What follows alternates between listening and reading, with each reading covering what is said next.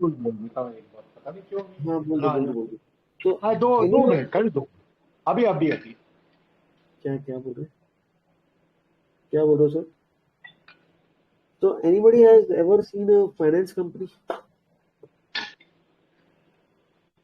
NBFC or a banking company or a finance, anybody has ever seen?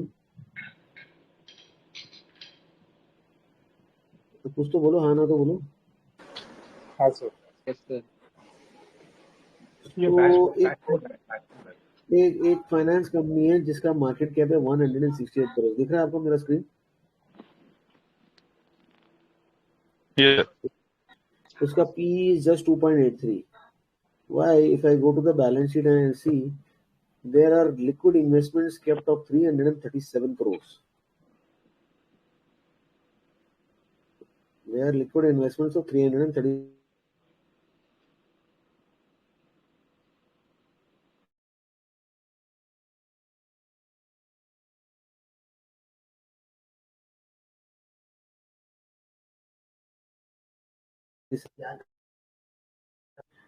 हाँ जी sorry. तो आपने market cap देखा, कितना मार्केट कैप है? Am I audible? ये आवाज बहुत लो आ रही है सर। Am I audible? नहीं हेलो सर, हेलो। सही आ रही है, आवाज सही आ रही मार्केट कैप आपने है। देखा, मार्केट कैप इस कंपनी का 168 crore, right? Stock price 134 rupees, और बैलेंस शीट में इन्वेस्टमेंट्स कितना पड़ा है? 337 करोड़। वाओ। और कंपनी कैश फ्लो भी बनाती है, और बैलेंस शीट में 337 करोड़ का एसेट पड़ा है, और मार्केट कैप 168 करोड़। तो ले लेना चाहिए ना, क्या बोलते हो? क्या बोलते हो? सर उसमें कोई कैच होगा ही, कोई लाइबिलिटी या कुछ होगा उसके ऊपर, नहीं तो। एनबीएफसी में तो लायबिलिटी तो होती है ना। लायबिलिटी क्या है? अगर मैं इसका रिजर्व देखूं तो उसका रिजर्व इतना सुपर है, इसके बोरिंग्स भी ज्यादा नहीं है। एनबीएफसी है, आप बैलेंस शीट फिर से देखो, आराम से देखो, ध्यान से देखो। हाँ हाँ। सी सी एलकेबी नाम सुना हुआ है। May be some contingent liability which is not shown in part of the notes और समथिंग, पता नहीं। नो बट हाँ, कंटेंजेंट देख लेंगे लायबिलिटी। सर। हाँ जी। हाँ देख लो, there is no contingent liability. ज्यादा डाइल्यूट भी नहीं किया है। एनबीएफसी में तो बोरिंग ज्यादा होती है, इसके बाद तो बोरिंग भी ज्यादा नहीं है। 85 करोड़ का बोरिंग है एज ऑन मार्च 24, जो उसने पे डाउन कर दिया है। हाँ गुड ना, नाम भी सुना हुआ है आपने तो। ना, एलकेपी नाम सुना हुआ है। यस हाँ यस। एलजीपी नाम सुना हुआ है। 168 करोड़ मार्केट कैप, 337 करोड़ का liquid investments, main block, main board में शेयर 5% 10% रोज अप डाउन होता है। कोई यूसी एलसी वाला चक्कर भी नहीं है।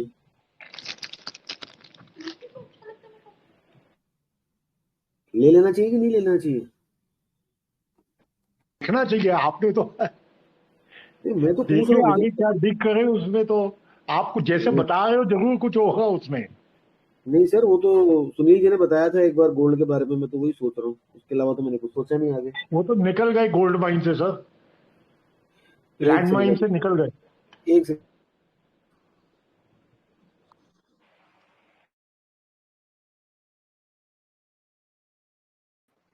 सर आवाज नहीं आ रही, सिर्फ मुझे नहीं आ रही है, किसी और? सर एक सेकंड सर, एक सेकंड, जस्ट 1 सेकंड।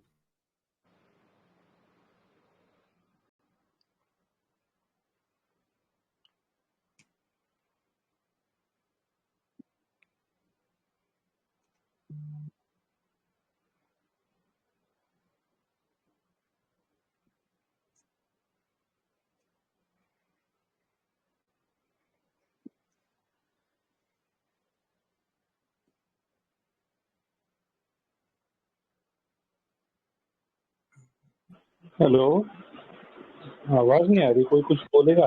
नहीं नहीं, आई थिंक ही डिड शायद कमिंग दूसरे बैक, को ही है। Did coming back. वो आ गए वापस। मैं इधर ही आता निकल है नहीं गया। हम अभी से एक कंपनी के बारे में बात कर रहे थे जिसका नाम है एलकेबी फाइनेंस। उसका मार्केट कैप इज 168 करोड़, उसके बैलेंस शीट में 337 करोड़ का एसेट्स पड़ा, which is liquid assets, which is mutual funds and वो सब चीजें। So ओके I'm asking कि we should buy this company or we should not buy this company. Sir sorry कितने का एसेट है Market 337 crores as on March 2024 का annual report भी आ गया है और मार्च 2024 का नंबर भी आ गया है. सिंस आपने लेट ज्वाइन किया तो मैं आपको दोबारा दिखाता हूँ.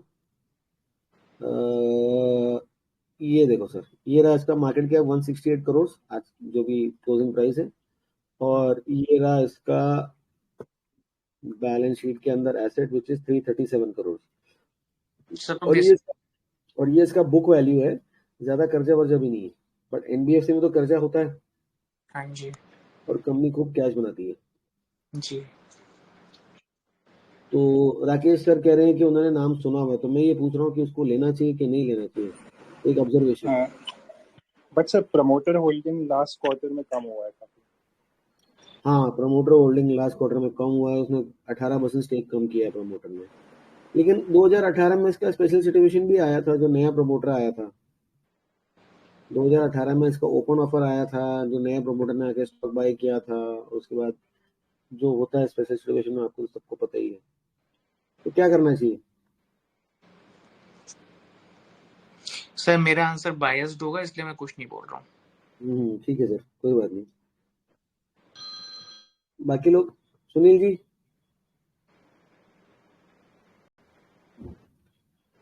सुनील सर जी दो क्या मिनट मैं जरा देख रहा हूँ ये हाँ देख. बैलेंस स्क्रीनर में 2 मिनट दे दीजिए.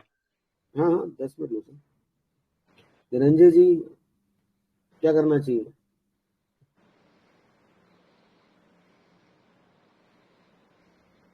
ओ धनंजय जी क्या करना चाहिए? बोलते नहीं यार. सर आई एम श्योर उनको सुनाई नहीं दे रहा होगा अदरवाइज नहीं उसमें आवाज आ रही है सर. हाँ लेकिन तो सर क्या जो करना. इन्फॉर्मेशन हमारे पास है उतना में हम लोग बाइंग डिसीजन ले पाएंगे. नहीं, वो तो मैं आपसे पूछ रहा हूँ ना, वो तो आपको बताना है, मेरे को थोड़ी पता है.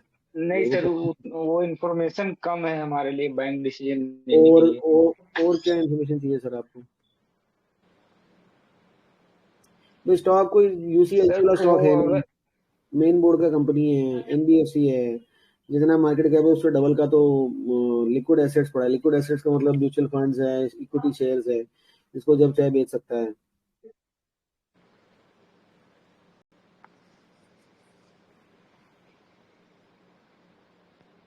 भाई हर बार कॉल कॉल करके मैं सीधा डिकोड करने शुरू कर देता हूँ इतना अगर एसेट है लेकिन उसका कुछ अदर इनकम नहीं आ रहा है ना. कि कुछ अदर इनकम में नहीं आ रहा है. चलो गुड ऑब्जर्वेशन. अगर अदर इनकम में नहीं आ रहा तो फिर कहाँ जा रहा है? Still see sir, but actually अगर कुछ भी एसेट है सॉरी इन्वेस्टमेंट है तो उसका कुछ तो इंटरेस्ट आना. एसेट है तो इक्विटी शेयर्स भी तो हो सकता है, और ऐसा कंपनी में भी तो हो सकता है जो डिविडेंड नहीं देती हो, तो इसलिए अदर इनकम नहीं आ रहा है. So at least at this particular point, I have not gone through the annual report or anything. Just on the observation from the screen. So there are liquid investments in different companies. इसके पास NSC का share भी पड़ा है, इसके पास बहुत सारे shares पड़े हैं. तो 30,000 शेयर इसके पास तो एनएससी के पड़े हैं. सर लेकिन ये इन्वेस्टमेंट कंपनी है तो any buy sell would be shown in operating income right, not in other income, because इसका तो मेन बिजनेस ही वो है. Correct. So I mean other income is irrelevant because the business itself is trading and investment. Good observation. So the point is, whatever you see the revenue, the fair value gains of the investments are shown in revenue. So that is why you see the revenue from 28 crores has gone to 90 crores. And there is a sudden jump in the revenue. Right? Sir मतलब ये एक trading income है ना एक तरह से, मतलब ये तो कोई नहीं ट्रेडर बैठ के जो नहीं ट्रेड कर रहा है अभी इनकम जब है. अपन इसको आगे देखेंगे तो आपका फिर थोड़ा सा लगेगा कि यार ये क्या हो रहा है, ये मजाक हो रहा है. So sir let's credit rating भी इसकी डाउनग्रेड हुई है.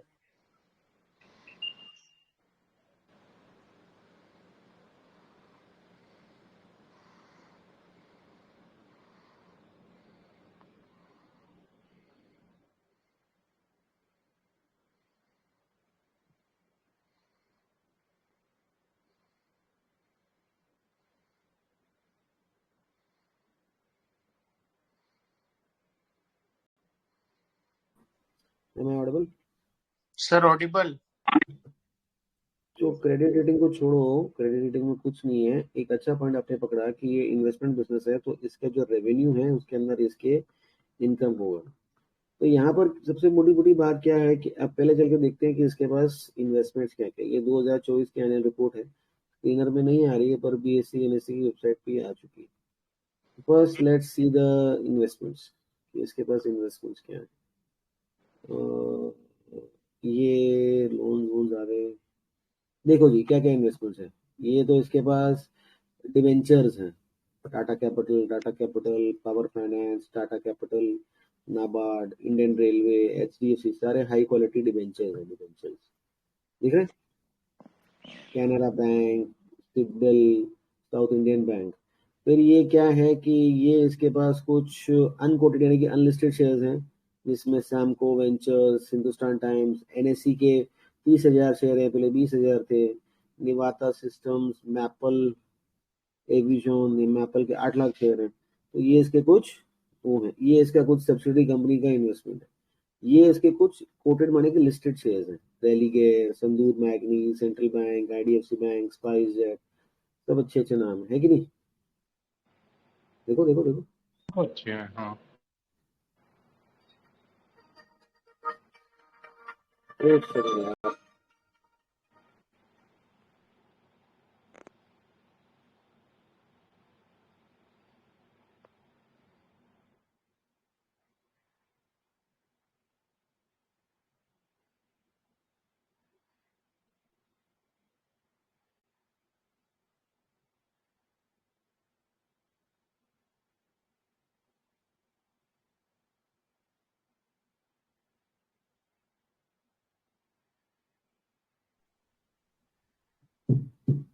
ठीक है, तो कितने इन्वेस्टमेंट्स हैं इसके पास देखे आप सबने, और सब हाई क्वालिटी इन्वेस्टमेंट्स हैं कि नहीं। जी सर। सर लेकिन इसका आप क्वार्टरली रिजल्ट खोल के देखेंगे, वहाँ तो इम्पेयरमेंट ऑफ फाइनेंशियल एसेट में 5 करोड़ आ रहा हूँ दिया है। सर, आ रहा हूँ, वहाँ पहुंच रहा हूँ। अभी मेरे को, अभी मैं बॉम्बे से निकला हूँ, दिल्ली की ट्रेन अभी चल रही है, आ रहा हूँ, वहीं पर आ रहा हूँ। ठीक है, तो ये इसके इन्वेस्टमेंट्स हैं जो कहानी हो रही है। अब जाके देखते हैं कि कंपनी का रेवेन्यू मॉडल क्या है। अगर मैं जाके देखता हूँ कि कंपनी का रेवेन्यू मॉडल, ये देखो जरा इसका रेवेन्यू मॉडल। सो बेसिकली कहानी यहाँ पर क्या है, net gain on the fair value change. Share का भाव ऊपर जाएगा तो वो मेरे रेवेन्यू में काउंट हो जाएगा, और शेयर का भाव नीचे जाएगा तो वो मेरे रेवेन्यू से हट जाएगा। हो जाएगा।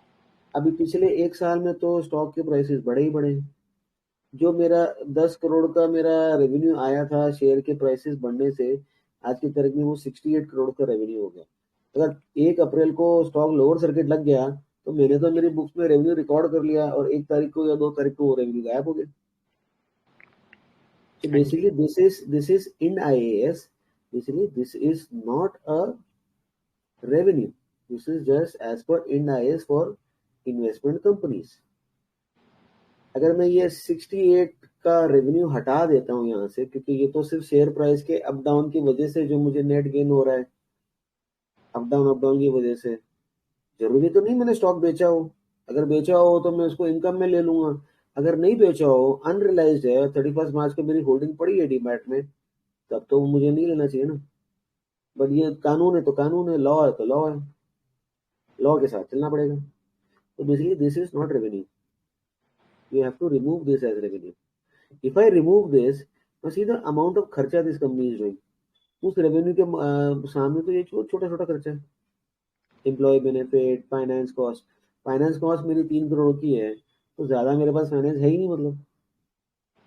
तो दैट मीन्स अगर मैं वो रेवेन्यू हटा देता हूँ तो ये पीबीटी तो आने से रहा। हाँ सर, वो पूरी खत्म हो गया क्योंकि 68 करोड़ रुपीस का रेवेन्यू है, 67 करोड़ का पीबीटी है, तो माइनस में चला गया वहीं पे। तो ये जो मेरा पैट है ये तो आने से रहा, वो भी माइनस में जाएगा। ठीक है।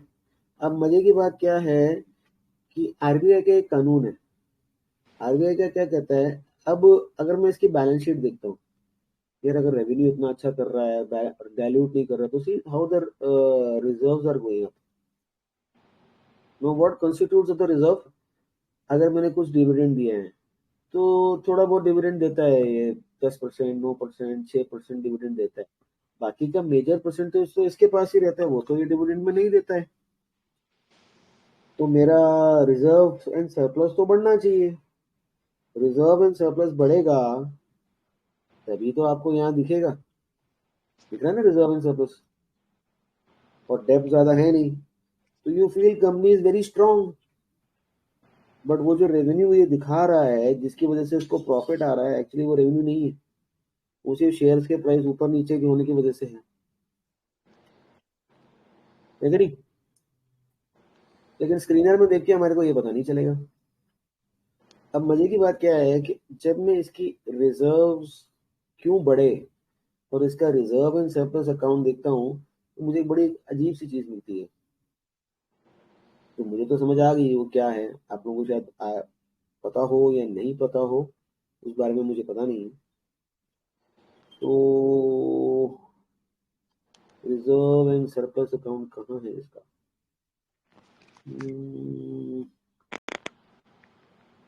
क्या नोट नंबर है?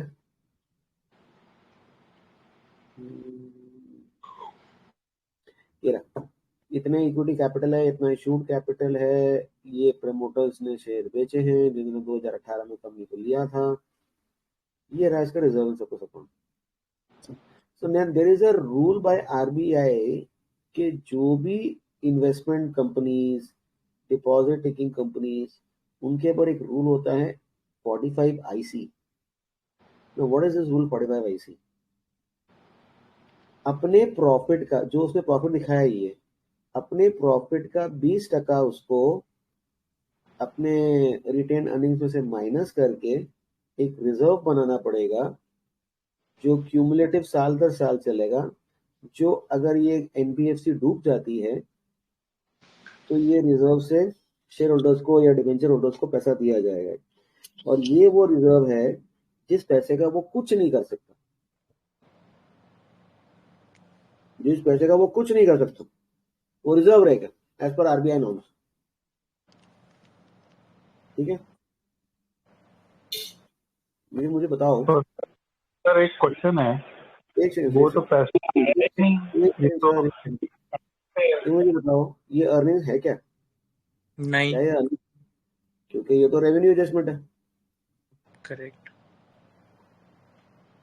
अब पूछो आपका क्वेश्चन। मतलब मैं तो ये बोल रहा हूँ कि मतलब आई अंडरस्टूड, अगर मैं ये trading business and investment business को एक लेट्स से मैन्युफैक्चरिंग या उसके पैरेलल में बैलेंस शीट का और पीएनएल का एंट्री को पैरेलल मानूं, तो भैया वहां पे तुम क्रेडिट सेल करते हो, तुमको पैसे नहीं मिले, ठीक है, पैसे नहीं मिले तो वो ट्रेड रिसीवेबल में तुम एसेट दिखाते हो। फाइनेंस कंपनी है, तुमने शेयर खरीदे, ओके शेयर बेचे नहीं है, लेकिन शेयर का जो प्राइस अप्रिसिएशन हुआ है mark to market as on 31 March वो दिखाना है, तो वो दिखाने के लिए उसने फेयर वैल्यू में दिखा दिया। अभी फेयर वैल्यू में लेकिन वो पैसे उसको एक्चुअल में मिले नहीं है, तो उसके प्रॉफिट में तो हाइप हो गया कि भैया वो तो उसका वो सेल्स में या उसमें आ गया। लेकिन घूम फिर के जो है ये एक तरह से ट्रेड रिसीवेबल है। अगर मैं मतलब उसको ट्रांसलेट करूं, क्योंकि पैसा तो आया नहीं है, कैश फ्लो तो हुआ नहीं है, प्रॉफिट दिखा दिया, और ये ट्रेड रिसीवेबल जो तब तक नहीं आएगा जब तक वो बेचेगा नहीं बेसिकली। जब तक वो बेचेगा नहीं और शेयर का प्राइस नीचे चला गया तो ये रेवेन्यू बोगस हो गया। हाँ वो ऑब्वियसली वो तो 31 दिसंबर को मतलब जो भी हो गया, अगर रेवेन्यू बोगस हो गया तो प्रॉफिट बोगस हो गया। तो नहीं तो मैं तो फिर आरबीआई का रूल अरे एक सेकंड सर, अगर प्रॉफिट बोगस हो गया तो जो 20% आरबीआई के नॉर्म के हिसाब से इसको रिजर्व बनाना है, वो पैसा कहां से लाएगा? हाँ वही तो बोल रहा हूँ, तो वो तो बेकार ही हो गया, वो तो जोक हो गया, क्योंकि सिर्फ कागजी कार्रवाई हो गई।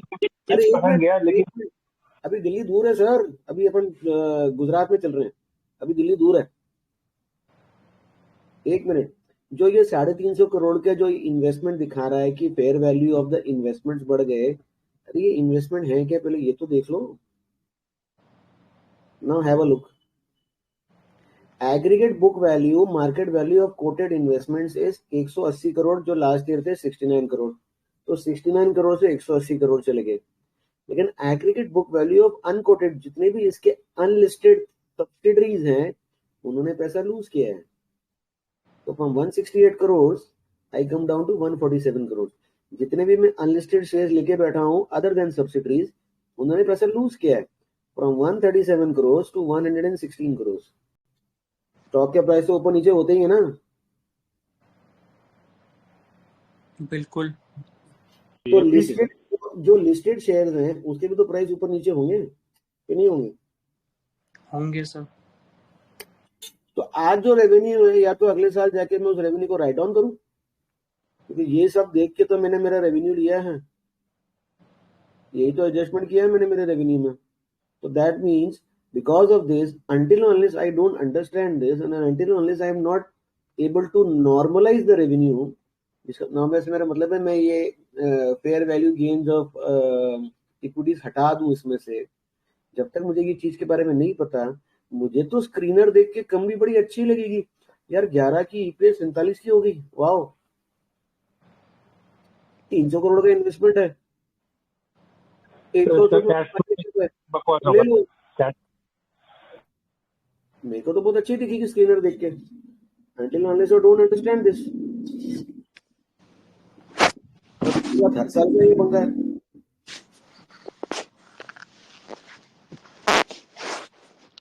और इसमें ओपन ऑफर भी आया था, और इसमें स्पेशल सिचुएशन भी था, और राकेश ने तो नाम भी सुना है एलकेपी का। एलकेपी स्टॉक ब्रोकर्स का, I think they are stock brokers, that's where सुना है मैंने, एलकेपी नाम सुना हुआ है। जो इसका अनलिस्टेड सब्सिडी ऊपर गया है उसका नाम है एलकेपी सिक्योरिटीज, जो ब्रोकर है, जो जिसका फ्लोट इसी के पास है। दैट्स व्हाट आई तो वो फ्लोट का खेल खेल के वो शेयर का प्राइस बढ़ा दिया, जो 7-8 करोड़ से कुछ 11-12 करोड़ के आसपास हो गया वो बस। हाँ, तो इसलिए मैंने बोला नाम सुना हुआ है। शेयर का प्राइस ऊपर नीचे जा ही सकता है। हाँ जी। Total company is bogus, but if you want to understand the bogus, you have to normalize the revenue and you have to normalize the earnings। अगर मैं वो रेवेन्यू हटा देता हूँ फेयर वैल्यू चेंज का, तो मेरा प्रॉपर्टी खत्म होगी। Now markets are smart, now markets are smart, markets know all this, but we don't know all this because we are always in a hurry, because we are the chart बोलो या techno फंडा guys बोलो, markets are smart। See, markets punishing। और जो नया promoter आया था वो भी समझ आ गई कि यहाँ पर लफड़ा है, बिकॉज इट्स अ नॉर्म। अब ये सेबी के नॉर्म्स कंप्लाई करोगे कि आरबीआई के नॉर्म्स कंप्लाई करोगे?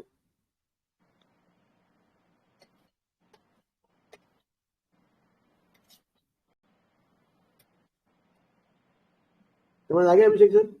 यस क्या लफड़ा, क्या लफड़ा? हाँ जी सर, अच्छे से आ गया। चलना ही नहीं कभी। अब बाकी का काम आपको करना सर, मैंने तो मेरा काम कर दिया। बिल्कुल बिल्कुल सर, सब तो काम कर दिया, अभी इसमें और क्या काम है बता। वो 70 लोग है ना, वो 70 के साथ किसी ना सबके साथ कुछ ना कुछ मेरा सीक्रेट चलता रहता है। तो ये अभिषेक सर मेरा सीक्रेट है। अच्छा, वो डिस्क्लोज नहीं होगा, वो डिस्क्लोज नहीं कोड लैंग्वेज है। ठीक है जी सर, ठीक है सर। हाँ, वो उनके लिए मैसेज था, वो समझ गए, तो हमारा सीक्रेट है। ठीक है सर।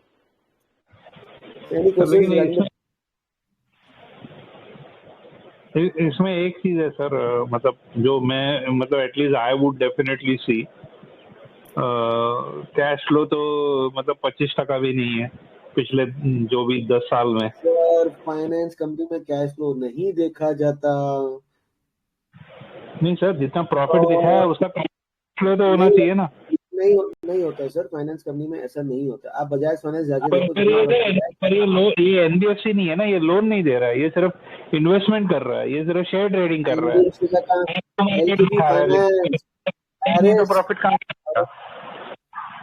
एलकेपी फाइनेंस लोन भी दे रहा है, लोन भी दे रहा है, फाइनेंस का धंधा भी कर रहा है, इन्वेस्टमेंट का धंधा भी कर रहा है, ब्रोकिंग का धंधा भी कर रहा है। नहीं विश्वास हो रहा, दिखा देता हूँ। देखो, लो पढ़ो, दिख रहा है क्या क्या बिजनेस कर रहा है? मतलब अनफॉर्चुनेटली लेकिन ब्रेकअप नहीं मिल रहा है कि ये कितना ब्रेकअप उसका मिलेगा ही नहीं, क्या और कितना इसका ट्रेडिंग से है ब्रेकअप सेल्स। मिलेगा भी नहीं, ब्रेकअप मिलेगा भी नहीं। लाला कंपनी है, लाला कंपनी में क्या होता है? आपको समझदार हो, मेरे से क्यों बुलवा रहे हो? ठीक है, हाँ, लेकिन राकेश सर ने नाम सुना।